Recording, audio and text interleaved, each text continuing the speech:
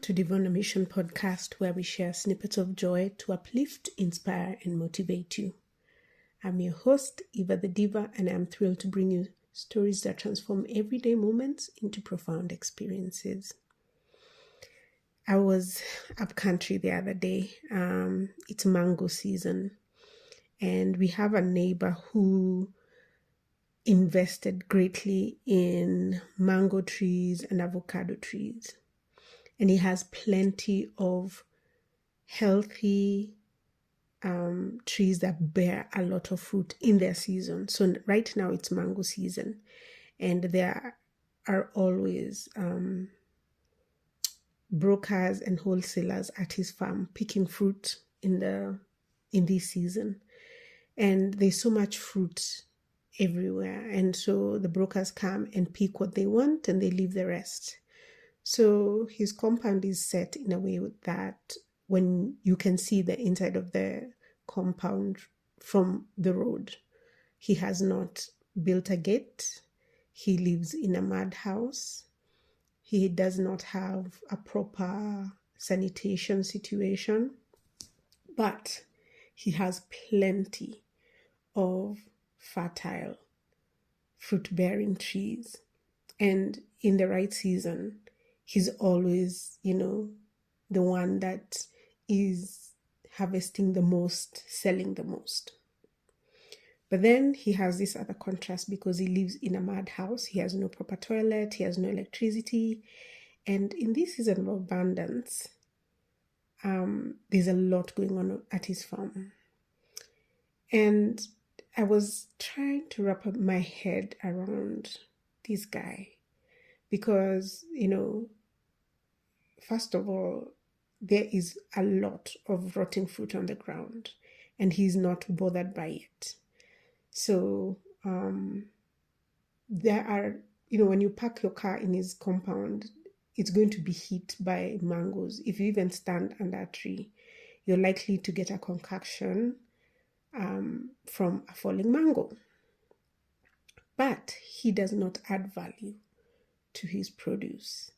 And he's always getting into conflicts with his wife or his sons whenever they try to sell the unwanted fruit in the, to children in the nearby schools, or to hawkers who sell fruit on the highway, or to people who are looking for fruit maybe for making juice instead of, selling as ripe fruit. So he's always getting into conflict with them whenever they try to add value or, reduce the waste, reduce the rot on the farm. And there's all this abject poverty, and he has not made the time or the effort to invest in the basic needs that we all need to live comfortably. So I was trying to think about why this situation bothered me so much. And I was trying to understand him and not necessarily pass judgment on him, because it's easy to look in someone's eye and, into someone's life and, pick where they're going wrong or what they need to fix. It's another thing to look at ourselves and reflect on what we are wasting in our life, what we are letting rot, what we are failing to add value to. And I wanted to use this scenario. I think the reason this story or this situation bothered me so much is because there is something in it that I need to learn. And so I thought I'd share that with you guys today. So what is the lesson here? What can I do to add value to my life, to add income to my life, to add joy to my life? What is the lesson here, and what can I learn from him? That I'm, the way I am evaluating his life and how he's failing to add value to his harvest, or letting a lot of it go to waste by not properly managing it. How can I look at that situation and find a lesson for me in my life, right? So instead of asking what's wrong with him, I want to look inward and I want to focus on what the lessons are. First of all, I want to understand his mindset without judging it, right? There's a kind of logic, even though it looks painful from the outside. What I may be witnessing is a scarcity-shaped mind living inside abundance. Some possibilities could be just, these are patterns we see in a lot of situations where people are land rich and cash poor, right? For example, his identity is locked in survival, not stewardship. For some people, especially in agrarian settings, worth is tied to control and endurance, not growth or comfort. So he is focused on selling fruit today, which is proof he's providing, or he's well known for being the mango guy or the avocado guy, right? Improving the house, sanitation, electricity, those are luxuries that feel risky or unnecessary. Value addition is unfamiliar because it feels like losing control, feels like someone else is knowing better. So he clings to what he understands, selling what is visible, what is ripe now. There's also fear disguised as authority. When he fights his wife or son for trying something new, it's not about him being cruel. It may be fear of being, replaced. If they succeed, his way of doing things is questioned. His authority feels threatened. His identity as a provider cracks. So conflict becomes a defense mechanism. There's also trauma memory in the body. People who have lived through loss, land dispossession, famine, or betrayal often unconsciously believe, if I hold too much, it will be taken. Letting fruit rot can be a strange form of control, like saying to yourself, I choose what gets value, or nothing owns me, or I don't need comfort to be a man or a woman. Again, it is not right, but it is understandable. Now, the deeper wisdom. Why is this story visiting me? Why is it sticking in my head? Why can't I, why am I so obsessed by trying to understand this guy? Because the lesson is not about him and how he can do better. It's about how abundance behaves if it is not consciously tended. So these are the lessons I got from observing this neighbor. So abundance without intention turns into waste. Fruit on the tree is potential. Fruit on the ground is time-sensitive grace. In life, fruit rots when we delay acting on ideas because they don't look perfect, or we undervalue what comes easily to us, or we wait for external validation before we honor our own gifts. So, how can we reflect or, apply this to our daily lives? Like, how do you self-evaluate for this in your life? So you can ask yourself, what comes naturally to me that I treat as ordinary? This is a good place to talk to people who know you very well. What do people keep telling me I'm good at, then that I don't structure, package, or protect? For me, it could be my poetry, or my voice, or my cultural intelligence, my curiosity, my love for dance, my love for drumming, my love for movies. These are the mangoes. If they are not gathered, shaped, and stored, they spoil quietly. The next evaluation point is pride can look like humility, and humility can look like neglect. Sometimes we tell ourselves, I'm simple, I don't need much. But beneath that can be fear of wanting more, fear of responsibility, fear of being seen.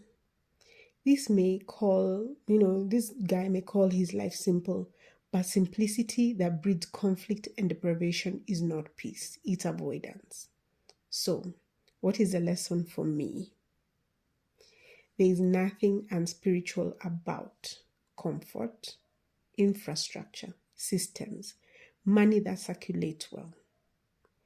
True humility asks, what has been entrusted to me and how do I honor it fully? The next evaluation point is abundance requires a container. Fruit needs, to prevent fruit from going bad, you need to find the right way to harvest it, the right way to package it. So here you could be fruit needs baskets, drying racks, storage, market beyond the farm. Likewise, my life needs containers, schedules for creativity, systems for income, boundaries for relationships, structures that protect joy. Without containers, abundance overwhelms and then rots. So I ask yourself, where in my life do I rely on flow but resist structure? What containers am I avoiding because they feel too formal, too commercial, or too serious? Point number 4 for evaluation on this is conflict is often a signal of blocked flow. So take time to notice the fruit that rots, fighting in the home, resistance to change. When value cannot move, energy turns into conflict. So for me, this might show up as frustration, self-doubt, restlessness, feeling called but not anchored. The medicine is not more effort, it is clear pathways. So a gentle practice I can do with this is, instead of judging my neighbor, I should do this quietly for myself. So what is my fruit on the ground? Do an inventory of that, right? Write it down. Then ask, what is abundant in my life right now? What skills, relationships, ideas, land, audience, health, access? What is abundant in my life right now? And then what am I letting lie on the ground because it feels small, messy, or beneath me? What is one low effort way to preserve or add value to, those things that I have in abundance in my life? Not perfection, just preservation. What comfort or stability am I secretly resisting and why? So distill the core lesson, right? And abundance is not proven by how much grows around me, but by how much I am willing to tend, gather, and steward.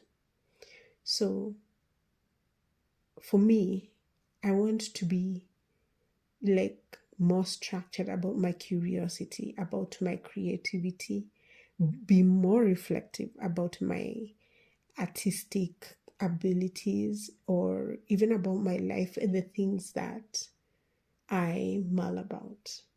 So I also want to be willing to learn before loss teaches a lesson, because I feel like sometimes the things that stick in our minds are the things we need to pay attention to. And so having the time to unravel those knots slowly in your mind and try to find the wisdom in it, that's grace. And that is what I wanted to share with you today. So this episode is titled Strange Fruit, and I hope it will be of value. And if you have any questions that you want to ask, please reach out to us at doampodcast@gmail.com.